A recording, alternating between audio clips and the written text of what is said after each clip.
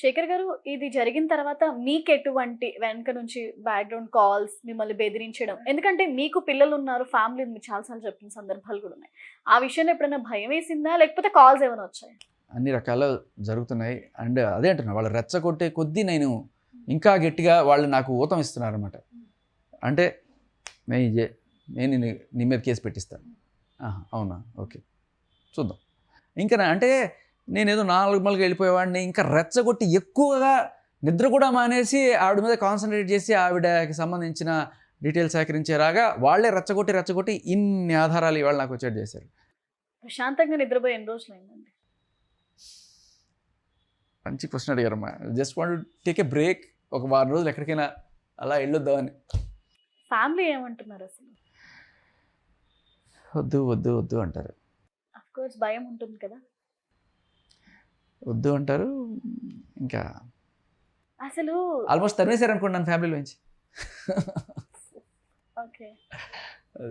Parents అనేవాళ్ళు, even wife సంగతి పక్కన పెడితే పేరెంట్స్ అనేవాళ్ళు భయపడిపోతూ ఉంటారు. ఈవెన్ వాళ్ళ భయం మనల్ని ఇంకా భయపెట్టేస్తూ ఉంటుంది. వద్దమ్మా, మీరు ఇలాంటివి చెప్తే కూడా వాళ్ళు విని చూడరా యాంకర్ చెప్పింది ఇప్పటికైనా అప్పుడు ఇలాంటివన్నీ అంటారు. సి మనం వాళ్ళ మెయిన్ పాయింట్ ఏదమ్మా, భయం.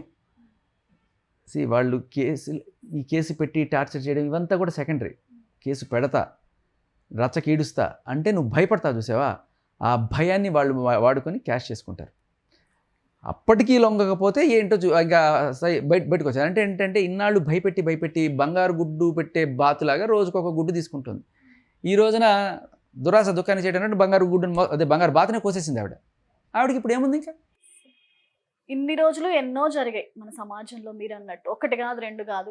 తను రాజ్ తరుణ్ అనే అతను సెలబ్రిటీ కాబట్టి ఇవాళ బయటకు వచ్చి ఇలా ఎన్నో జరిగాయి. ఇప్పటి వరకు శేఖర్ ఎక్కడ కనిపించలేదు, రాజ్ తరుణ్ విషయంలో కనిపించాడు, చూడలేదు. అఫ్ కోర్స్ జనాలకి కనిపించలేదు. ఇప్పుడు రాజ్ తరుణ్ విషయంలో శేఖర్ బయటకు వచ్చారు. ఫర్దర్ గా కూడా సెలబ్రిటీస్ విషయంలో అయితేనే మీడియా ముందుకు వస్తారా శేఖర్, లేదంటే ఇంకెవరి విషయంలోనైనా ఏ అబ్బాయికి అన్యాయం జరిగినా శేఖర్ ఇలాగే స్టాండ్ తీసుకుంటాడా? మీరు అన్న కేసులు చాలా జరిగాయి. అదే అంటున్నాను. వేరే వాళ్ళ విషయంలో ఇంత స్టాండ్ తీసుకోలేకపోవచ్చు. కారణం ఏంటంటే దీంట్లో నేను రచ్చగీడ్చబడ్డాను. పర్సనల్ అటాక్స్ ఇవన్నీ జరగడంతో నేను I had to take it as personal level challenge. ఎందుకంటే ఇప్పుడు వాళ్ళు మీడియా ముందుకు వచ్చి నువ్వు చెప్పింది తప్పు అని చెప్పినప్పుడైతే నన్ను అన్నారు, నా క్రెడిబిలిటీ నేను ప్రూవ్ చేసుకోవడానికి మళ్ళీ ఇంకా క్లియర్ కట్ ఎవిడెన్స్లు తీసుకురావాల్సిన పరిస్థితికి వచ్చాను తప్ప, వేరే వాళ్ళ విషయంలో నేను ఇంత పర్సనల్ అటాక్లు వచ్చాయి కాబట్టి ఇంత ఇన్వాల్వ్ అయ్యాను. కానీ వేరే వాళ్ళ విషయంలో నేను చేయాల్సింది చేస్తాను ఖచ్చితంగా. వాళ్ళకి లీగల్ హెల్ప్ లేకపోతే నాకు తెలిసిన సర్కిల్స్లో వాళ్ళకి సంబంధించి బేసిక్గా మనం చూడాల్సింది ఏంటంటే అమ్మా, ఇట్లా నిందితుడు ఎవడన్నా ఇట్లా బాధితుడు ఎవడన్నా వస్తే ఆ అమ్మాయి పూర్వపరాలు అంటే ఇంతకుముందు ఇలాంటి కేసులు ఏమన్నా పెట్టిందా అని మనం వెతికితే చాలు. That it self is her suicide అనమాట. ఎందుకంటే ఆ ఎఫ్ఐఆర్లో ఆవిడ ఇచ్చిన కంప్లైంటే మనకి దీనికి విరుద్ధంగా ఉంటుంది. అదొక్కటే చాలా చెల్లిపోతుంది ఇక్కడ సాక్ష్యంగా. మనం చేయాల్సిన బేసిక్ థింగ్ అది. Just enquire whether she has other cases in other stations. That it self is more than enough. అది చేసుకుంటే మగాళ్ళు వాళ్ళే బయటపడారు. ఇది జస్ట్ సూచన. 100 మందికి ప్రాబ్లమ్స్ ఉంటాయి, అందరికీ నేను ఉండలేను. బట్ నా దగ్గర వచ్చిన వాడికి కొంతవరకు నేను టైం ఇవ్వగలను. Because I have family and I have big FM office and other things to do. But definitely I do. But ఇది కాదమ్మా, నా స్కెచ్ ఇదే కాదు. చాలామంది అనుకున్నాను నేను బిగ్ బాస్ అని. నా స్కెచ్ బిగ్ బాస్ కూడా కాదు, నా స్కెచ్ ఢిల్లీ. ఇక్కడ నేను ఎంత వాగినా, ఎంత రచ్చ చేసినా మీడియాలో మీ దగ్గరికి వచ్చి మాట్లాడినా ఇక్కడ మాట్లాడతారు. ఇది ఢిల్లీ పార్లమెంట్ పెద్దలకు అర్థం కాదు, ఢిల్లీ సుప్రీంకోర్టుకి అర్థం కాదు. వాళ్ళకి దిస్ ఈజ్ నథింగ్.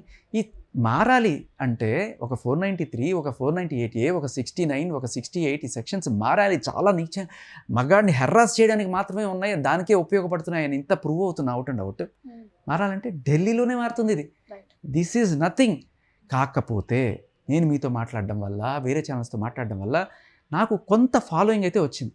నమ్ముతున్నారు నన్ను. ఓకే, వీడు ఒకటి నిలబడ్డాడు, వీడి వెనకాల మనం నిలబడితే మనం కనుక రేపు నేను ఏదైనా ఒక ఉద్యమం తీసుకొని నేను వెళ్ళి ఢిల్లీ పార్లమెంట్ ముందు కూర్చుంటా. మీరు రండి, ఒక 100 మంది రండి, పని అయిపోద్ది, డిస్కషన్ జరుగుతుంది. అది నేను చేయాలనుకున్నది. అది చేసేసి నేను రిలాక్స్ అయిపోతా. నేను మళ్ళీ ఎమ్మెల్యేగానో ఎంపీగానో పోటీ చేయాలన్నది ఏం లేదు. ఒక్క చట్టం మార్చి నేను హ్యాపీగా నా ఫ్యామిలీతో బతికేస్తా, అంతే. I just want to do that. ఈ రాజ్ తరుణ్ లావణ్యం కాదు, మన కళ్ళ ముందు చితికిపోయిన మస్తాన్ సాయి, మన కళ్ళ ముందు చితికిపోతున్న రాజ్ తరుణ్, కళ్ళ ముందు నన్ను క్లియర్ కట్గా పర్సనల్ అటాక్స్ చేసి నా మీద కేసులు, ఇలా ఇవి కనబడుతున్నాయి కదా. ఈ పోరాటంలో ఒక ఉక్రోషం, ఒక ఇది వచ్చింది చాలామంది మగాళ్ళకి. ఖచ్చితంగా అడగాలి, నిలదీయాలి అని చెప్పి ఎక్కడ ఏం చేయాలి అని, కానీ ఒక దారి కనబట్ల. నేను వెళ్ళిపోతా ఢిల్లీకి ఏదో రోజు, రండి ఎంతమంది వస్తారా నాతో పాటు, రండి. అక్కడ కూర్చుంటే పని జరుగుతుంది. ఇక్కడ కూర్చొని మీడియా ఛానల్లో కూర్చొని అలా కూర్చోబెట్టి నువ్వేమంటావు, నథింగ్. ఇది మారాలంటే ఢిల్లీలోనే జరగాలి.